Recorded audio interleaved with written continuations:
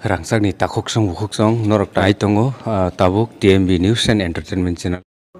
সেটা যে রাজনীতি একটা হয়তো আমরা দেখেছি শুনেছি বা দেখেছি তো ওয়ান নোটিস একটা রাজনৈতিক দল আমাদের উত্তর পূর্বাঞ্চলে একটা জন্ম নিয়েছে সেটা আগামী দিনে একটা মঞ্চে কাজ করবে তো এটার ব্যাপারে তো পার্টির আইপিএফটি এখনো পর্যন্ত কোনো কথা আমরা বলবো না কারণ এই ওয়ান নোটিসে আমাদেরকে আলাদাভাবে ওয়ান নোটিসে জয়েন করার জন্য আমাদের এখানে কোনো সেরকম আসেনি শুধুমাত্র একটা লেটার এসেছে আমাদের ত্রিপুরা মোটর ফাউন্ডার উনি লিখেছেন যে হ্যাঁ ত্রিপুরা আসার জন্য আমি ত্রিপুরা মোটর ফাউন্ডার না হয়ে আমি বুবাগরা হয়ে পার্টি আইপিএফটিকে আমন্ত্রণ জানাচ্ছি আগামী দিন 7 তারিখ নভেম্বরে আমাদের আগরতলা আসতে বলে আমাদের গ্যাদারিং থাকবে জমায়েত থাকবে সেখানে অংশগ্রহণ করার জন্য উপরে যে লিখছে মহারাজা হিসাবে আর লাস্টে লিখছে মহারাজা ওনার নাম লিখছে এবং ফাউন্ডার ত্রিপুরা মোটর লিখছে আবার 7 তারিখে তাদের প্রোগ্রাম পোস্টপোন হয়ে গেল আর ডেটটা আসলো পরে কত 27 তারিখ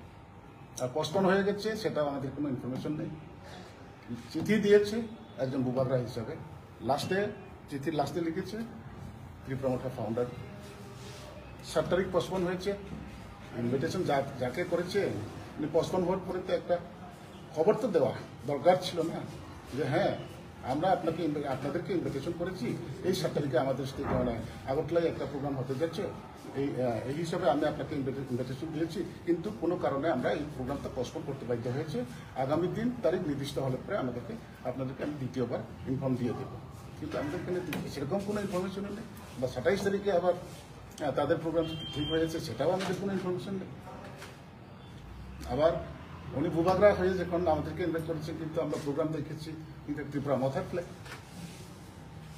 ওয়ান নোটিসের ফ্ল্যাগটা আমরা দেখছি না আমরা ত্রিপুরা মোটর ফ্ল্যাগ দেখেছি তো আমরা আইপিএফটি আসলে পরে তো আমরা আমাদের ফ্ল্যাগ নিয়ে আসবো তাহলে সেখানে সমস্যা দাঁড়াবে না তো সব দিকে চিন্তা ভাবনা করে তাই আমরা সুস্থ রাজনীতি করি খুব মানে আমরা ঠিক আছে বয়সে কম আমরা হয়তো বেশি কম কোনো একটা বড় ফ্যামিলির না আমাদের এমএলএ মিনিস্টার আছে সেটাও না কিন্তু আমাদের চিন্তাধারা খুবই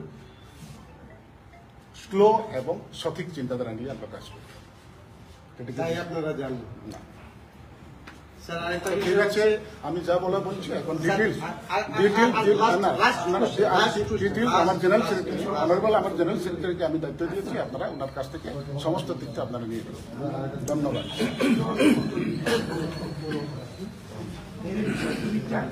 বাংলায় বলবো না কি আচ্ছা আমি ধন্যবাদ নমস্কার সবাইকে সব মিডিয়া বন্ধুদের আমি আজকের যে মিটিংয়ের যে সংক্ষেপে যে সিদ্ধান্তটা আমি বলছি আমাদের প্রেসিডেন্ট সাহেব উনি উল্লেখ করেছেন আমি আর একটু ব্রিফ করব আমাদের প্রথম সিদ্ধান্ত হলো যে আগামী ডিসেম্বর মাসে 20 তারিখের পূর্বে অর্থাৎ আগে national federation of new state এনএফএনএস north ইস্টের একটা যারা পৃথক রাজ্য দাবি করে আসছেন ওটার একটা সংগঠন হলো আইপিএফটি এই এনএফএনএস এর অর্গানাইজড বাই আইপিএফটি এবং এনএফএনএস মিলে যৌথভাবে দিল্লির যন্তর মন্তরে একদিনের সিটিং ডেমনস্ট্রেশন আগামী 2026 যে পার্লামেন্টারি সেশন রাজ্যসভা হোক বা লোকসভা হোক এই পার্লামেন্টারি সেশনে যাতে 125তম সংবিধান সংশোধনের যে বিলটা পাস করে আমাদের ত্রিপুরা রাজ্যে বর্তমান TTADC-কে ত্রিপুরা টেরিটোরিয়াল কাউন্সিল হিসাবে উন্নীত করা হোক এই দাবিকে নিয়ে এর সঙ্গে আমাদের যে মূল দাবি TTADC এলাকাকে নিয়ে পৃথক ত্রিপুরাল্যান্ড রাজ্য গঠন এই দুইটাকে বেস করে আমরা আগামী ডিসেম্বর মাসের 20 তারিখের মধ্যেই তারিখ এখনো ফাইনাল হয়নি 1-2 দিনের মধ্যে তারিখটা ফাইনাল হবে ওই তারিখে আমরা একদিনের সিটিং ডেমনস্ট্রেশন করব এনএফএনএস এবং আইপিএফটি যৌথভাবে 2 এই ডিসেম্বর মাসে যেহেতু আমাদের ত্রিপুরা রাজ্যে এখন বোর্ডের পরীক্ষা সামনে আছে, স্কুলের পরীক্ষা চলছে, যে রোমান স্ক্রিপ্টের ব্যাপারে অনেক কিছু বিষয় আছে ত্রিপুরার একটা এই লোকাল যে ইস্যু, এইসব ইস্যু 125 অ্যামেন্ডমেন্ট এবং আমাদের এই পৃথক রাজ্য যে দাবিকে নিয়ে আমাদের আপিসা যে ছাত্র সংগঠন আইপিএফটি এবং ইয়োড আইপিএফটি যে যুব সংগঠন মিলে আস্তাবল ময়দান অথবা আগরতলার যে কোনো জায়গা যেখানে অ্যালাউ করে সরকার, সেই জায়গাতে কয়েক হাজার আমাদের স্টুডেন্ট এবং যুবকদের নিয়ে আমরা সিটিং ডেমনস্ট্রেশন করব এই ডিসেম্বর 2025-এর মধ্যে। তারিখটা আমরা 2-3 দিন পরের মধ্যেই আলোচনার মাধ্যমে আমরা তারিখটা জানাবো। 3 নাম্বার যেটা প্রিপারেশন অফ আপকামিং টিটিআইডিসি ইলেকশন এবং ভিলেজ কমিটি ইলেকশন 2026-কে নিয়ে আমরা সিদ্ধান্ত নিয়েছি।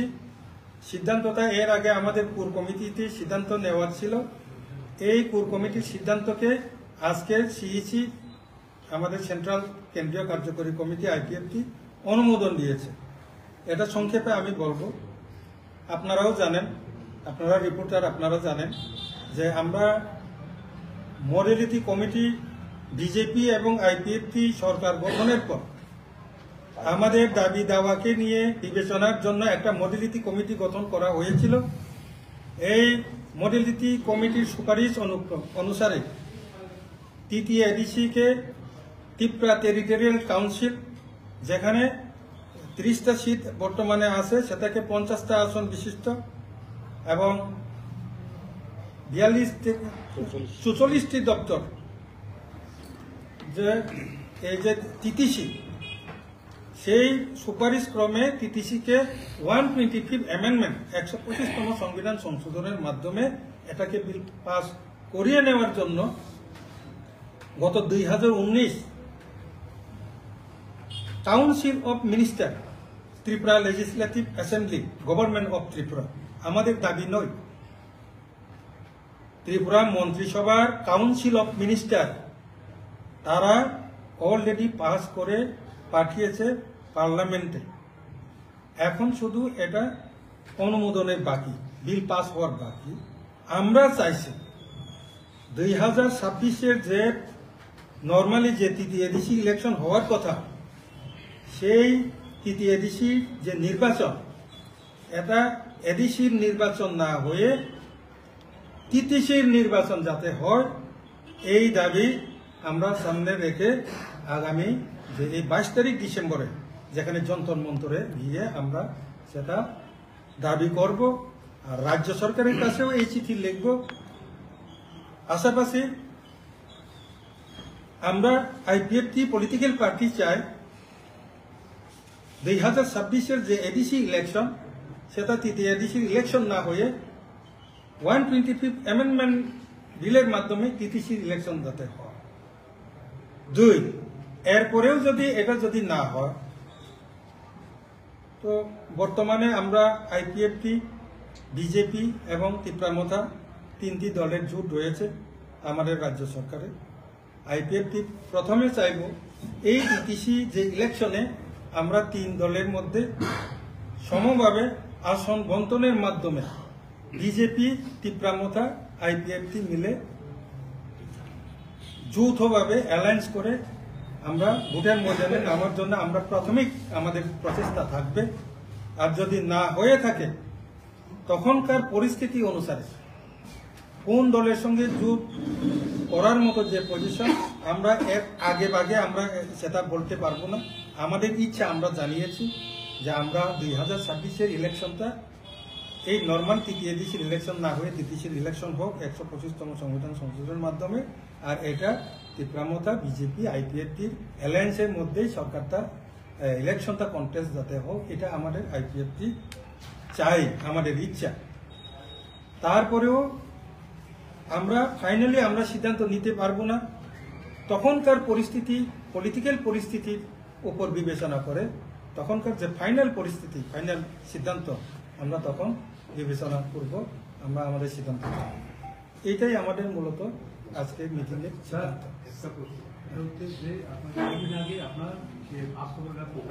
হ্যাঁ, জনসমাজে গেছে। হ্যাঁ হ্যাঁ আপনারা যে আজকে মিটিং এ অনেকগুলো ডিসিশন নিয়েছেন আপনারা, হ্যাঁ। ঠিক আছে, আপনারা কি মানে মানে এদিকে আছেন, এদিকে ব্যালেন্স মেনটেন করতে চাইছেন, মানে আগামী ইলেকশনটা মানে আপনারা কি দল মাপতে চাইছেন, দল মাপামাপির কোনো বিষয় দল নেই। মাপতে চাইছেন কি?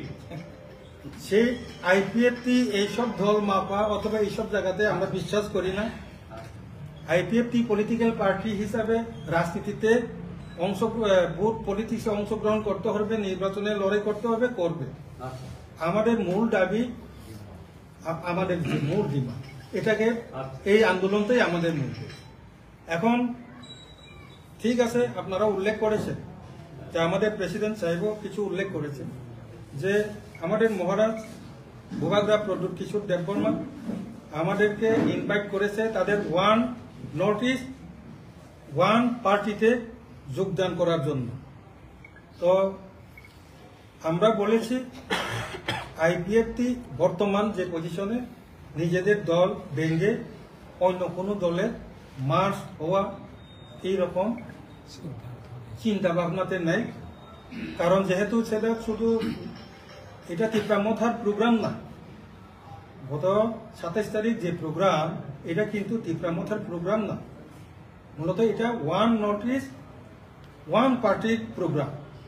তো যেহেতু আমরা ওয়ান নর্থ ইস্ট বা one party programme, one north east, এটা কি সম্ভব? এটা কি মনে হয়? সম্ভব হবে না হবে এদের ব্যাখ্যা করার আমাদের কোনো দরকার নেই, অধিকার নেই।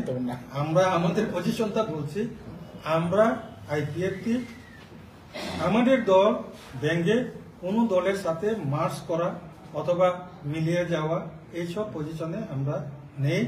যে কারণে আমরা সেই যেহেতু এটা ওয়ান পার্টি হয়ে যাওয়ার কথা, তো এইসব প্রোগ্রামে আমরা সিদ্ধান্ত নিয়েছি, যেহেতু আমরা দল ভাঙতে পারবো না, হ্যাঁ, মার্চ হতে পারবো না, সেই কারণে আমরা তাদের নিমন্ত্রণ আমরা স্বাগত জানিয়েছি, কিন্তু আমাদের যে বাধ্যবাধকতা, যে লিমিটেশন, এই কারণে আমরা সেখানে অ্যাটেন্ড করতে পারি। আচ্ছা স্যার, এখন আইপিএফ এর স্ট্রেংথ কিরকম মানে সারা রাজ্যে? সারা রাজ্যে আইপিএফটির স্ট্রেংথ বললে আমি দলগতভাবে আমি বলবো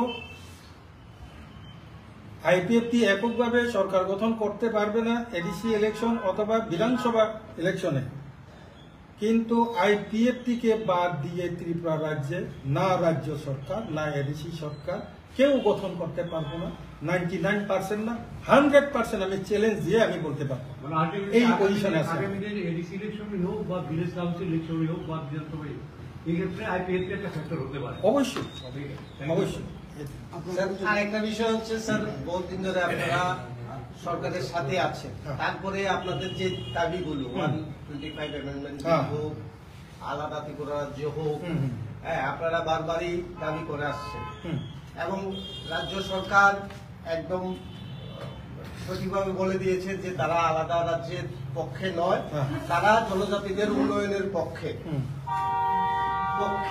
তো তারপরেও আপনারা সরকারের সাথে আছেন, তো এখন কি বর্তমানে জনজাতিদের উন্নয়ন হয়েছে? যেটা ওরা বলেছে যে ওরা আলাদা রাজ্য দেবে না কিন্তু উন্নয়ন করবে জনজাতিদের, সেই পরিমাণ কি উন্নয়ন হয়েছে?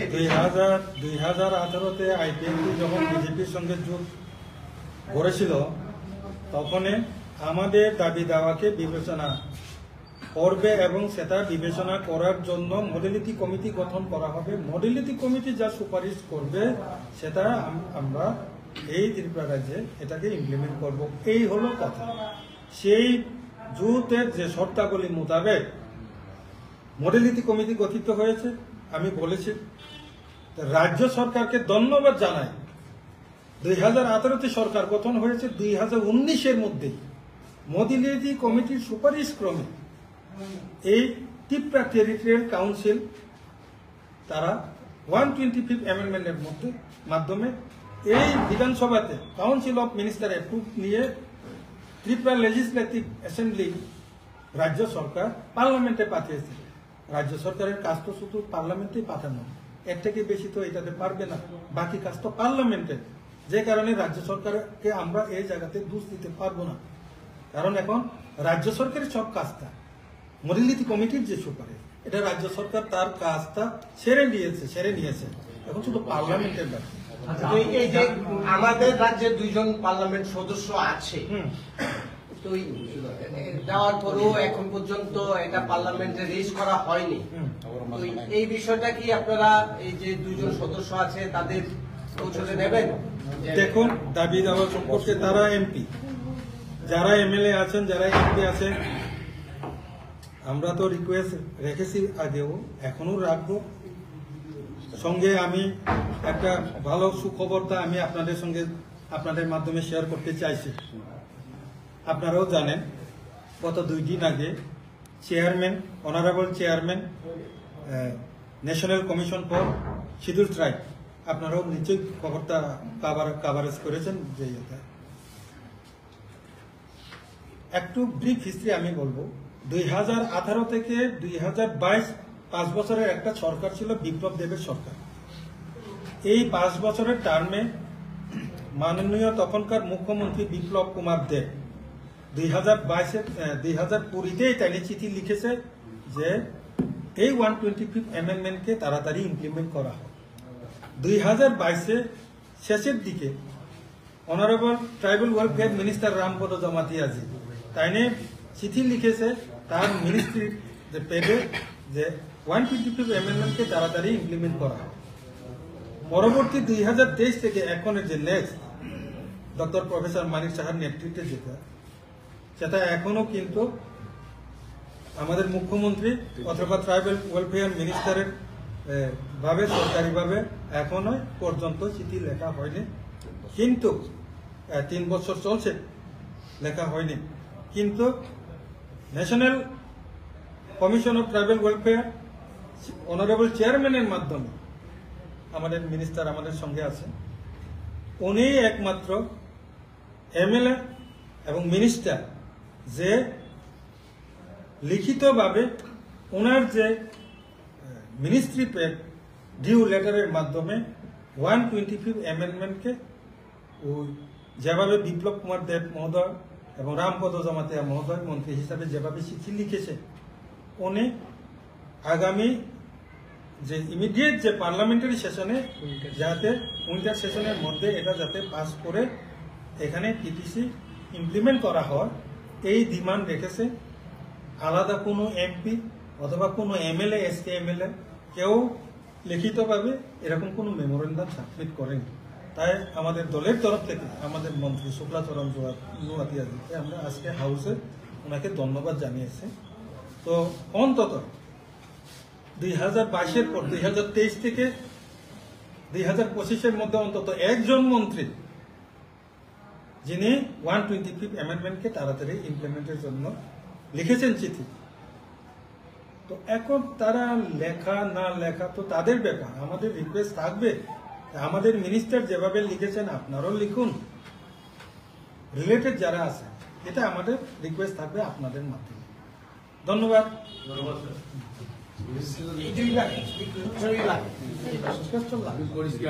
আমরা রাগারাগি করি না, তারাও